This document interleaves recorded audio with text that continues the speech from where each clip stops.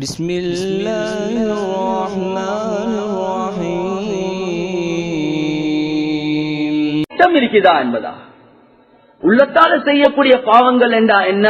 ஒரு மனிதனுடைய உள்ளத்துல வரக்கூடிய உஜுப் தற்பெருமை, ஒரு மனிதனுடைய உள்ளத்துல வரக்கூடிய கிபர் பெருமை, ஒரு மனிதனுடைய உள்ளத்துல வரக்கூடிய ஹசத் பொறாம, ஒரு மனிதனுடைய உள்ளத்துல வரக்கூடிய ஹிதத் குரோதம், ஒரு மனிதனுடைய உள்ளத்துல வரக்கூடிய கதப் கோபம்.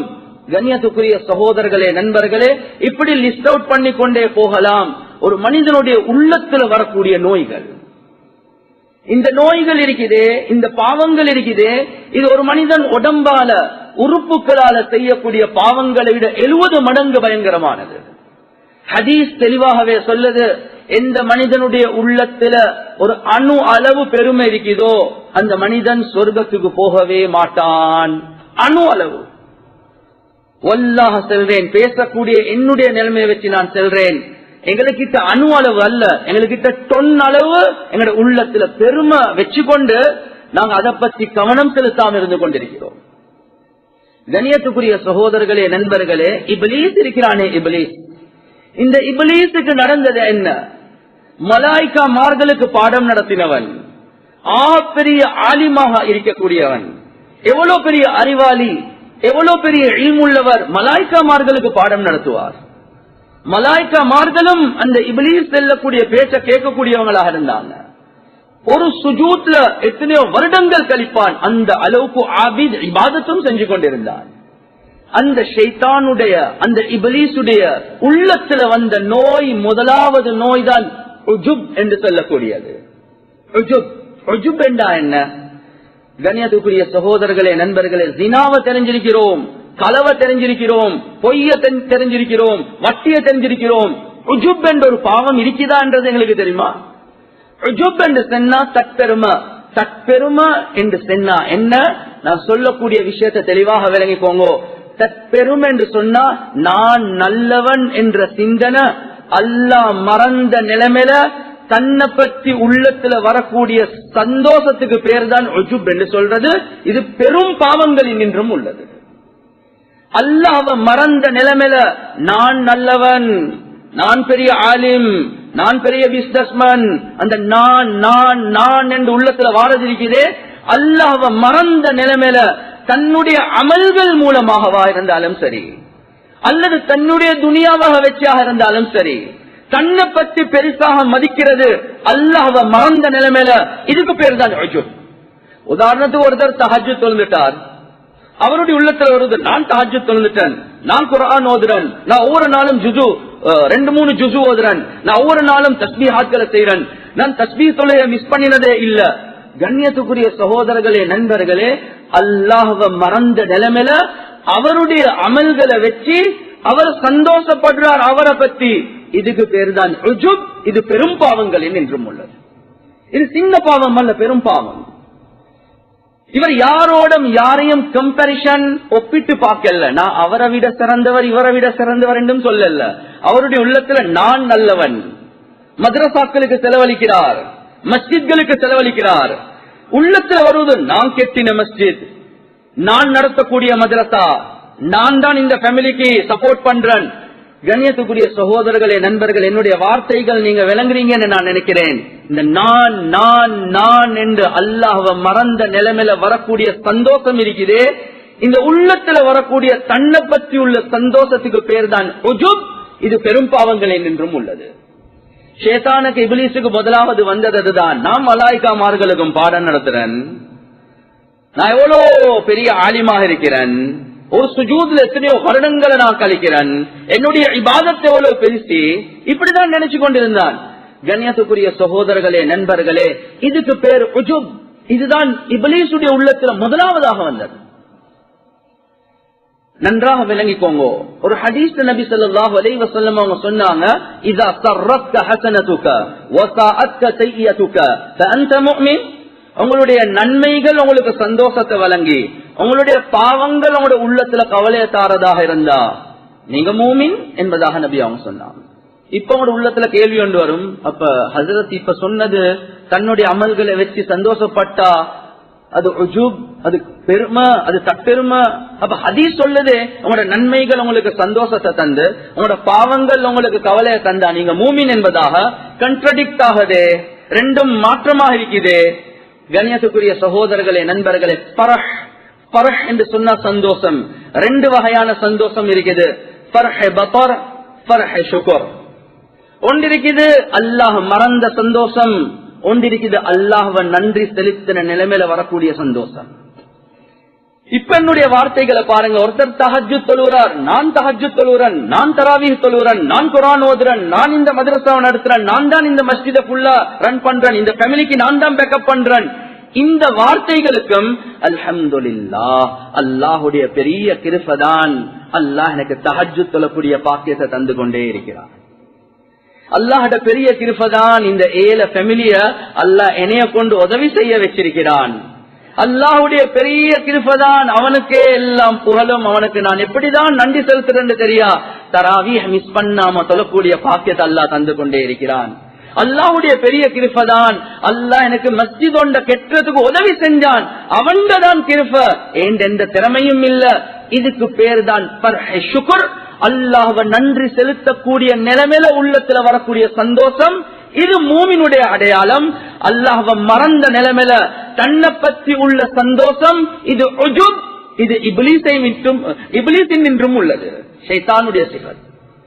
கண்ணியத்துக்குரிய சகோதரர்களே, நண்பர்களே, எனவே இந்த நோய் இருக்குதா இல்லையான்றதை நாங்க யாரு சரி யோசிக்கிறோமா எங்க உள்ளத்துல? ஒரு அமல் முடிஞ்ச உடனே ஜும்மா முடிஞ்சிட்டு மாஷா அல்லாஹ் நாங்க ஜும்மா தொழுந்துட்டோம். சில நேரத்துக்கு அந்த பிராக்டிகலி வாயில வரக்கூடிய ஆதத்துடைய மாஷா அல்லாஹ் அல்ஹம்துலில்லாஹ் நான் செல்லல, உள்ளத்தால சொல்லக்கூடிய அந்த அல்ஹம்துலில்லாஹ் நான் செல்றேன்.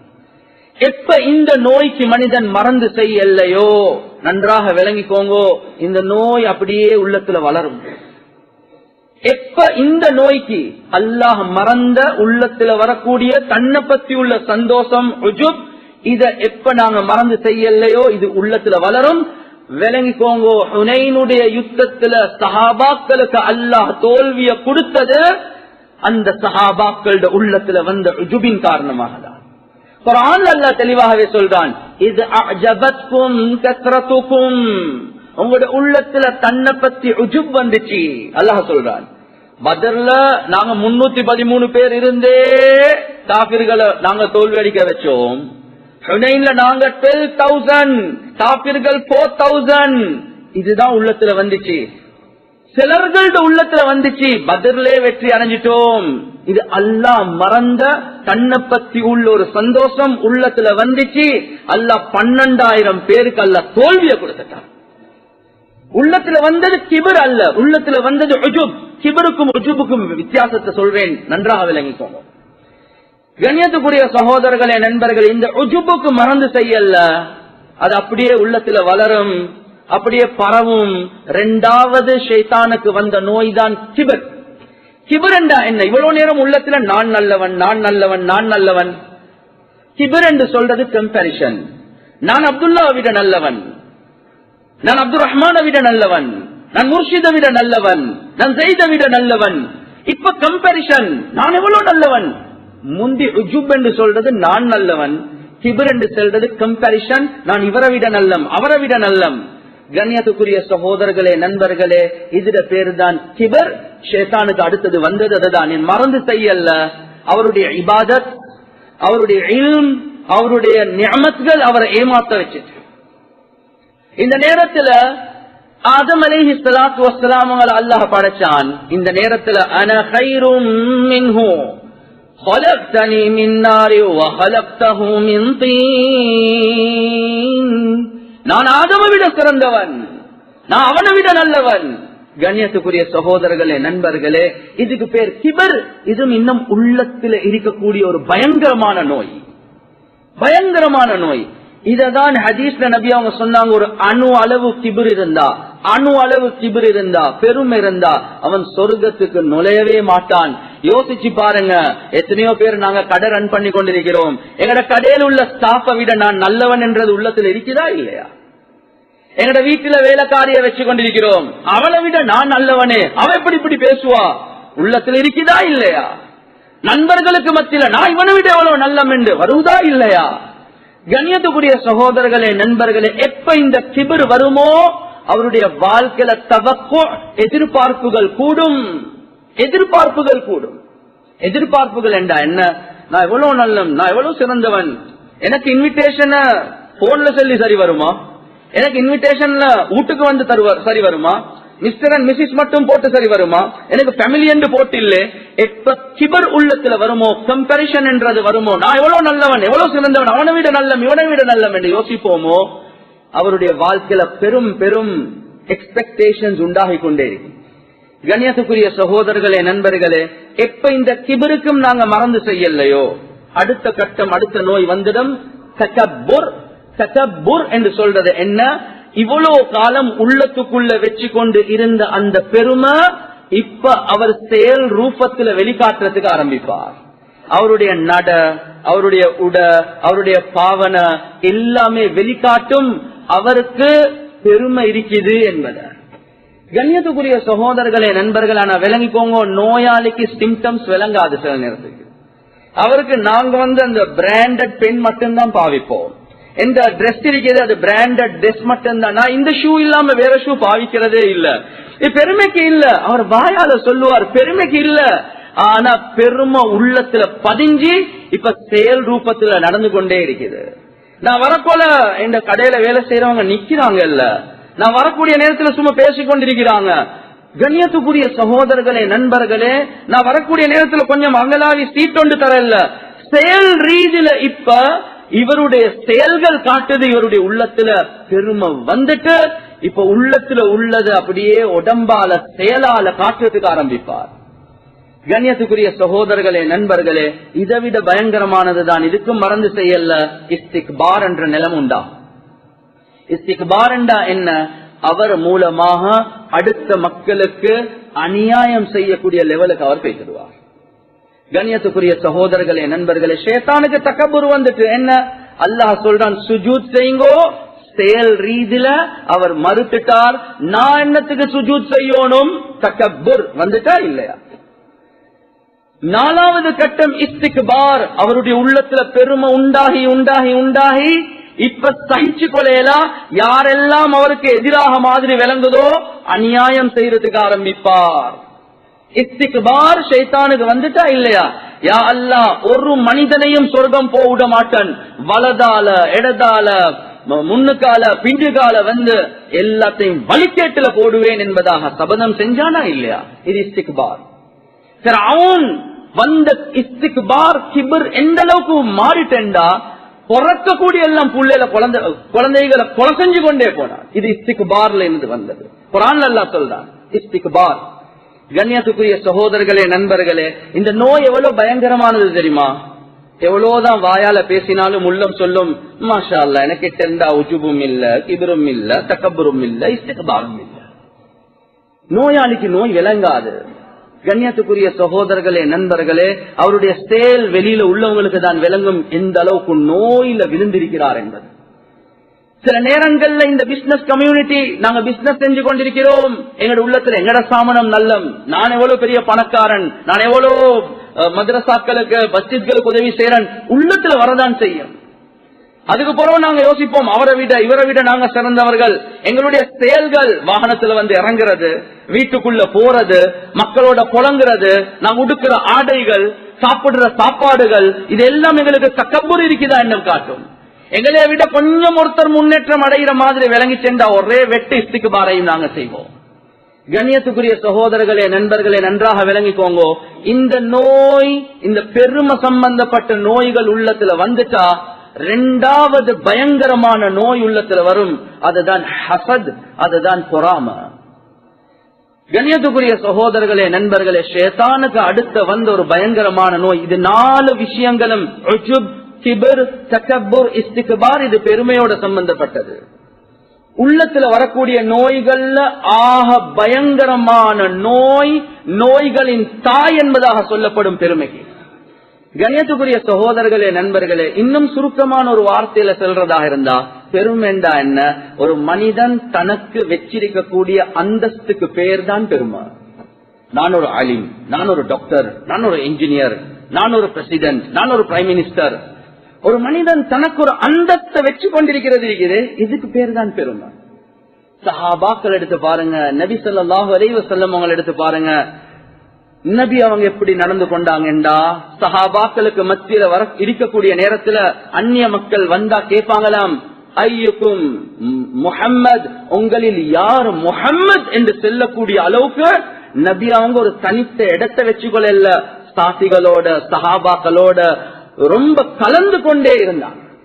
ஒரு சின்ன புள்ள நபி அவங்களோட விரலை புடிச்சு கொண்டு முழு மதீனாவை சுத்தினாங்க என்றா சின்ன புள்ளைய போல நபி அவங்க போவாங்க என்பதாக ரிவாயாத்கள்ல வந்திருக்கு. கண்ணியத்துக்குரிய சகோதரர்களே, நண்பர்களே, அபூபக்கர் சித்தீக் ரலியல்லாஹு அன்ஹு அவங்களோட கிலாபத்துடைய காலம், கண் விளங்காத ஒரு குருட்டு பெண் காலையில எழும்பி சொல்றாங்க, இன்றைக்கு அபூபக்கர் ஹலீஃபா வஃபாத் ஆகிட்டாங்கோ. மக்கள் கேட்டாங்க, உனக்கே கண் விளங்குது இல்ல, நீ எப்படி சொல்லுவாய்? இல்ல இல்ல, ஒவ்வொரு நாளும் தஹஜ்ஜுடைய நேரத்தில் president of the Islamic community, இந்த முஸ்லிம் கம்யூனிட்டியுடைய பிரசிடென்ட் ஹலீஃபா அபூபக்கர் ஒவ்வொரு நாளும் தஹஜ்ஜுடைய நேரத்தில் என்னுடைய வீட்டுக்குள்ள வந்து எங்கட டாய்லெட்டை சுத்தமாக்கி, என்ன வீட்டை சுத்தமாக்கி, என்ன தேவைகளை பெட் எல்லாம் கிளீன் பண்ணிட்டு கண் விளங்காத எனக்கு உதவி செஞ்சுட்டு போவாங்க. இன்றைக்கு பிரசிடென்ட் வரையில்ல, எனவே அவர் மௌத்தாக தான் இருக்கும் என்பதா. நாங்க என்ன செய்வோம்? பணம் இருந்தா இந்த ஆளை போட்டு வேலை செய்வோம், ஆளை போட்டு வேலை செய்யுங்க, பிரச்சனை இல்ல. நான் என்னத்துக்கு செய்யணும், நான் ஆட்களை போட்டு செய்வேனே என்ற சிந்தனை வாரத்துக்கு பேர் தான் பெருமை. அதுக்கு பேர் தான் பெருமை. சில நேரத்துக்கு வேலை நடக்கும் தான், ஆனா பெருமை என்ற நோயில நாங்க சிக்கி கொண்டிருக்கிறோம். உதவி செஞ்சோம் தான், ஆனா பெருமை என்ற நோயில சிக்கி கொண்டிருக்கிறோம். உமர் ரலியல்லாஹு அன்ஹு அவங்க காதிசியா யுத்த நேரத்தில் முழு உலகமே உமர் உமர் உமர் என்று பேசிக் கொண்டிருக்கக்கூடிய காலம், அவ்வளவு ஆச்சரியமான ஆட்சி செஞ்சவர் தான் உமர் ரலியல்லாஹு அன்ஹு. காதிசியா யுத்த நேரத்தில் கண்ணியத்துக்குரிய சகோதரர்களே, நண்பர்களே, ஒவ்வொரு நாளும் ஃபஜ்ர தொழுந்துட்டு மதீனாவுடைய எல்லைக்கு போவாங்களாம் செய்திகளை கேட்கறதுக்காக வேண்டி. என்ன நிலைமை, முஸ்லிம்களுக்கு தோல்வி என்று வருவது. அந்த நேரத்தில் ஒருத்தர் குதிரைக்கு மேல வாராரு, அவர் காதிசியால இருந்து வாராரு. அவர் உமர கண்டில்ல ரலியல்லாஹு அன்ஹு. ஆட்சி பரவிட்டு, இஸ்லாம் பரவிட்டு, ஆனா இவர் இன்னும் கலீஃபா அமீருல் மூமினீன கண்டில்ல. வாராங்க உமர் ரலியல்லாஹு அன்ஹு கேக்குறாங்க, எங்கிருந்து வாரீங்க? காதிசியால இருந்து வாரேன், அமீருல் மூமினீன் உமரை சந்திக்க வாரேன், செய்திகளை சொல்றதுக்கு வாரேன். இந்த நேரத்துல நாங்க ஒரு சிறியொன்று சிரிச்சா போதும், வாரவனுக்கு விளங்க மாட்டேன் இவர் தான் உமர் என்று. உமர் ரலியல்லாஹு அன்ஹு அந்த வாகனத்துல கடிவாளத்தை புடிச்சு சொல்றாங்க, வாங்க நான் உங்களைய மதீனாக்குள்ள கொண்டு போறேன். அப்படியே கொண்டு போறாங்க. கொஞ்சம் செய்திகளை செல்லுங்களே, நான் கேட்டுக்கொண்டு வாரேன். இவரும் செய்திகளை சொல்றாங்க. மதீனாக்குள்ள போகக்கூடிய நேரத்துல மக்கள் அமீருல் மூமினீன் என்று வாராங்க. அப்பதான் குதிரைக்கு மேல உள்ளவருக்கு விளங்கிச்சு, அடே முழு உலகத்துல 3 ஆட்சி செய்யக்கூடிய உமர் தான் என்ற வாகனத்துல கடிவாளத்தை எடுத்து கொண்டு போறார். செயல் ரீதியில எந்த பெருமையும் இல்லை. ஒரு நாள் புதிய ஆடை ஒன்று கிடைச்சிட்டு அந்த ஆடை உடுத்துக்கொண்டு கொத்துபா செய்யறாரு. அந்த ஆடையோட இறங்கிட்டு வந்துட்டு சொல்றாங்க, இந்த ஆடைய கழட்டிட்டு இந்த பழைய ஆடைய தாங்கோ கேட்டாங்க. ஏன் சொல்றாங்க, இந்த டிரெஸ் உடுத்த நேரத்திலிருந்து உமருடைய கல்பு பேசுறதுக்கு ஆரம்பிக்குது. நல்ல ஆடை, கம்பீரமான ஆடை வருமா இல்லையா? நாங்க ஒரு டிரெஸ் ஒன்று உடுத்தா வருமா இல்லையா? சஹாபாக்கள் பயந்தாங்க இந்த உள்ளத்துல இந்த நோய்கள் வாரது வச்சு கழட்டிட்டாங்க, கொடுத்துட்டாங்க. அபூ ஹுரைரா ரலியல்லாஹு அன்ஹு பஹ்ரைனுடைய கவர்னராக இருந்தாங்க. அந்த பட்டம் உள்ளத்துல பெருமையை தருமா இல்லையா? பயந்தாங்க. மாலையுடைய நேரத்தில் என்ன செய்வாங்க, இந்த விரவெல்லாம் சேர்த்து தலையில வச்சுக்கொண்டு, உங்களோட கவர்னர் வாரார், எல்லாம் ரோட்ல இடம் கொடுங்கோ. கண்ணியத்துக்குரிய சகோதரர்களே, நண்பர்களே, ஏன் விரவ தலையில வச்சுக்கொண்டு ரோட்ல போறாங்கண்டா இந்த பெருமையால இந்த உள்ளத்துல நோய் வரக்கூடாது, அதுக்காக வேண்டி பணிவு வாரத்துக்காக வேண்டி அந்த வேலைகளை செஞ்சாங்க. நாங்க இப்படி நோய் இருக்குதா என்றே தெரியாம இருக்கிறோம். சஹாபாக்கள் அந்த ஒவ்வொரு நோயை ஐடென்டிஃபை பண்ணி மறந்து கொடுத்து கொண்டே இருந்தாங்க. ஏன் எங்களுக்கு தெரியாம உள்ளத்துல வரக்கூடிய சிந்தனைகள் இது. இந்த நோய் இருக்குது, ஜினாவை விட பயங்கரமானது, கொலையை விட பயங்கரமானது. ஒரு அணு இருந்தா சொர்க்கத்துக்கு போக முடியாது. தொன் கணக்கு வச்சு கொண்டிருக்கிறோம், தொன் கணக்கு. கண்ணியத்துக்குரிய சகோதரர்களே, நண்பர்களே, ஹசத் என்ன? அடுத்த மனிதனுக்கு கிடைக்கக்கூடிய ஹைர பத்தி இவருடைய உள்ளத்துல வரக்கூடிய தடமாற்றமான நிலைமைக்கு பேர் தான் ஹசத். இன்னொருத்தருடைய ஹைர் இவருடைய உள்ளம் பத்துது. ஹதீஸ் நபி ஸல்லல்லாஹு அலைஹி வஸல்லம் அவங்க சொன்னாங்க, இன்னல் ஹஸத يأكل الحسنات கமா தஅகுலுன் நாருல் ஹதப, எப்படி நெருப்பு விரவ திண்டு திண்டு திண்டு அதுக்கு பின்னால விரவு முடிஞ்ச பின்னால் அந்த நெருப்பே அழிச்சு கொள்ளுமோ, அதே மாதிரி பொறாம உள்ளத்துல வந்துச்சேண்டா அவன் செஞ்ச எல்லா நன்மைகளை திண்டு அழிச்சு போட்டுடும் என்பதா. 3 வகையான பொறாமை இருக்குது. கண்ணியத்துக்குரிய சகோதரர்களே நண்பர்கள், உதாரணத்துக்கு 2 பேரும் ஒரே ட்ரேட்ல இருக்கிறாங்க, டெக்ஸ்டைல் என்று வைப்போமே. கண்ணியத்துக்குரிய சகோதரர்களே நண்பர்கள், ஒன்று இருக்குது, இப்போ ஒரு பிசினஸ் வரப்போகுது. அந்த பிசினஸ் வரக்கூடிய நேரத்துல ஒருத்தர் நினைக்கிறார் அந்த பிசினஸ் அவருக்கு கிடைக்க கூடாது, எனக்கு தான் கிடைக்கணும் என்று நினைக்கிறார். இதுவும் பொறாமையில சேர்ந்ததுதான். அவருக்கு கிடைக்க கூடாது, எனக்கு தான் கிடைக்கணும் என்ற முடிவில் இருக்கிறது. இதுவும் பொறாமையில சேர்ந்தது, இதுவும் பாவம்தான். 2வது கண்ணியத்துக்குரிய சகோதரர்களே நண்பர்களே, என்ன நினைக்கிறார் என்றா, இந்த பிசினஸ் இருக்குதே, இந்த பிசினஸ் அது எனக்கு கிடைக்காட்டியும் பரவாயில்ல, அவருக்கு கிடைக்க கூடாது என்பதாக நினைக்கிறார். எனக்கு கிடைக்காட்டியும் பரவாயில்ல, அவனுக்கு கிடைக்க கூடாது. கண்ணியத்துக்குரிய சகோதரர்களே நண்பர்களே, 2 பேர் ஒரே ஆபீஸ்ல வேலை செய்யறாங்க. சேலரி இன்கிரிமெண்ட் வருவது, எனக்கு தான் இந்த முறை இன்கிரிமெண்ட் நடக்கணும் என்று நினைக்கிறார். இதுவும் பொறாம, அவனுக்கு கிடைக்க கூடாது என்று நினைக்கிறது. 2வது, எனக்கு இன்கிரிமெண்ட் இல்லாட்டியும் பரவாயில்ல, அவனுக்கு கிடைக்க கூடாது. இந்த நோய் சர்வ சாதாரணமா இருக்குதா இல்லையா? இந்த நோய் இருந்தா கண்ணியத்துக்குரிய சகோதரர்களே நண்பர்களே, சொர்க்கத்தை அல்லாஹ் கிட்ட எப்படி எதிர்பார்க்கலாம்? எங்களுடைய எல்லா நன்மைகளை அடித்தட்டுக்கு கொண்டு போகும். எப்ப இந்த கிபர், எப்ப இந்த ஹசத் உள்ளத்துல இருக்குமோ கண்ணியத்துக்குரிய சகோதரர்களே நண்பர்கள், அது உள்ளத்துக்குள்ளே இருக்காது, அது வெளிவாரத்துக்கு ஆரம்பிக்கும். அதுக்கு பின்னால என்ன நடக்கும் என்றா, அந்த மனிதனை பத்தி ரீபத் பேசுறதுக்கு, அந்த மனிதனை பத்தி புறம் பேசுறதுக்கு, பேக் பைட்டிங் செய்யறதுக்கு ஆரம்பிப்பான். என்னடா தாங்க இல்லாம இருக்குது. ஒருத்தர் வந்து சொல்றார், நல்ல மனுஷனே, அவர் நல்ல பண்பெல்லாம் இருக்குது, இப்ப இவருக்கு பத்துது, இவருக்கு இருக்கேதா? இவர் என்ன சொல்லுவார் தெரியுமா? கண்ணியத்துக்குரிய சகோதரர்களே நண்பர்களே, சொல்லுவாரு, அல்லாஹ் எங்களை பாதுகாக்கணும். சில நேரங்கள்ல நாங்க நினைக்கிறோம் நாங்க புறம் பேசுறோம் இல்லைன்னு, ஆனா பயங்கரமான புறம் அதுதான். சென்னுடனே ஒரு சிரிப்பொண்டு சிரிப்பார், சிரிச்சிட்டு சொல்லுவார், உங்களுக்கு ஒரு பக்கம் தான் அவரோட வாழ்க்கையில தெரியுமாப்பா, நான் தான் இந்த புறம் பேச விருப்பமே இல்ல, உங்களுக்கு தெரியாத எத்தனையோ விஷயங்கள் எங்களுக்கு தெரியும். கண்ணியத்துக்குரிய சகோதரர்களே நண்பர்களே, எவ்வளவு பெரும் பாவம் என்றதை நினைச்சோம். இமாமுனா கஸ்ஸாலி ரஹிமஹுல்லாஹ் அவங்க சொல்றாங்க, ஒரு மனிதன் சும்மா புறம் பேசுறதை விட இந்த முறையில புறம் பேசுறது இருக்குதே, இது 2 மடங்கு பயங்கரமானது. நான்டா இந்த அடுத்தவனை பத்தி குத்தம் சொல்ல விருப்பம் இல்ல, எங்களுக்கு தெரியும் அவருடைய பாட்டி அவர் எப்படியா வந்தவன் என்றது, இப்படிதான் சொல்றது. கண்ணியத்துக்குரிய சகோதரர்களே நண்பர்கள், துவா ஒன்னும் கேட்டுக்கொள்வார், அல்லாதான் அவனை மன்னிக்கணும், அல்லாதான் அவனை மன்னிக்கணும், துவாவும் கேட்பார். இமாமுனா கஸ்ஸாலி ரஹிமஹுல்லாஹ் சொல்றாங்க, இவனை எப்படியா கொண்ட கெட்டவன் என்றா, முதலாவது அவன் நல்லவன் என்றதை காட்டிக்கொள்வார், அவர் நல்லவன். 2வது அவரது குறைய சொல்லாட்டியும் அவர் மோசமானவன் என்றதை காட்டிக்கொண்டார் அடுத்த மனுஷனை. 3வது நல்லவன் என்று காட்டி பொய்க்கு துவாவும் கேட்கிறார், அல்லாதான் அவனை பாதுகாக்கணும். உனக்கு உண்மைக்குமே அவனை பத்தி கவலை இருக்குதுன்னா தஹஜ்ஜுத்ல துவா கேளுங்கோ, ஏன் பொய்க்கு நிஃபாக்கோட முனாஃபிக்தனமாக இப்படி துவா கேட்கிறாய்? கண்ணியத்துக்குரிய சகோதரர்களே நண்பர்கள், இதெல்லாம் சர்வ சாதாரணமாக உலகத்துடைய வாழ்க்கையில இப்ப நடந்து கொண்டிருக்கிறது. ஆனா இதெல்லாம் பயங்கரமான நோய்கள் என்றதை நாங்க மறந்துட்டோம். இதை மறந்துட்டோம். வெளிரங்கமான அமல்கள் கூடிக்கொண்டே போகுது, ஆனா உள்ரங்கமான நோயில சிக்கி நாங்க எங்களோட அமல்களை நாசமாக்கி கொண்டே. கண்ணியத்துக்குரிய சகோதரர்களே நண்பர்களே, இன்றொன்று நன்றாக விலைக்கு போகும். சில நேரத்துக்கு நாங்க ஹக்கில் இருக்கக்கூடிய நேரத்துல, தீன்ல இருக்கக்கூடிய நேரத்தில் எங்களுக்கு வரக்கூடிய ஒரு பயங்கரமான நோய் இருக்குது. அது என்ன நோய்? நாங்க ஹக்கில் இருக்கிறோம், அவன் பாத்தில் இருக்கிறான். ஒரு மனிதன் அழகான அமைப்புல தன்னுடைய உள்ளத்தை மெயின்டைன் பண்ணினான் என்றா, அந்த மனிதன் காபிர பார்த்தாலும் நான் காபிரை விட சிறந்தவன் என்பதாக நினைக்க மாட்டான். நன்றாக விளங்கிக்கோங்க. உள்ளத்துல தஸ்கியத்துன் நஃப்ஸ், உள்ளத்தை நல்ல பதமாக்கி பரிசுத்தமாக்கி கொண்ட மக்கள் அதுதான் நபிமார்கள்.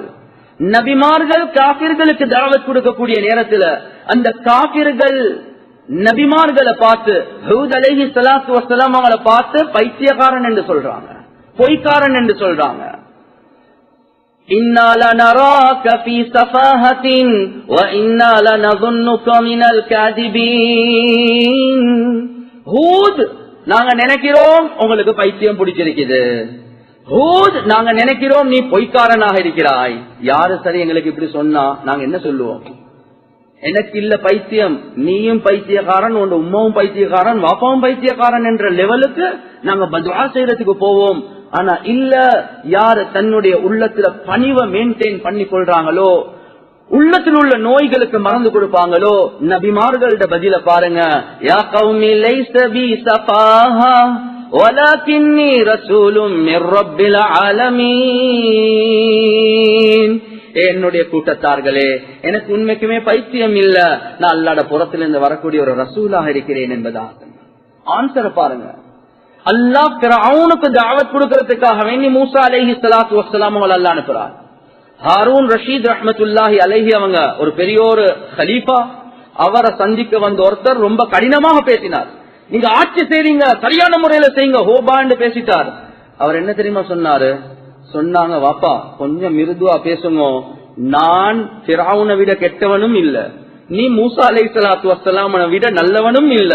அல்லாஹ் மூசா அலைஹிஸ்ஸலாத்து வஸ்ஸலாம் அவங்கள ஃபிரௌனை போல கெட்டவனை சந்திக்க போகக்கூடிய நேரத்திலேயும் வகூலா லஹு கௌலன் லையினா, மிருதுவான முறையில பேசுங்கோ மூசா என்றுதான் அல்லாஹ் சொன்னான். அந்த ஃபிரௌனோட மிருதுவான முறையில பேசணும் என்றா நீ என்னையோட இவ்வளவு கடினமான முறையில பேசுறீங்க. ஒரு இதுபோல வாழ்க்கைக்கு தேவையான சிறந்த உபதேசங்களை கேட்டு பயன்பெற எமது சிறந்த உபதேசங்கள் என்ற சேனலை சப்ஸ்கிரைப் பண்ணுங்கள்.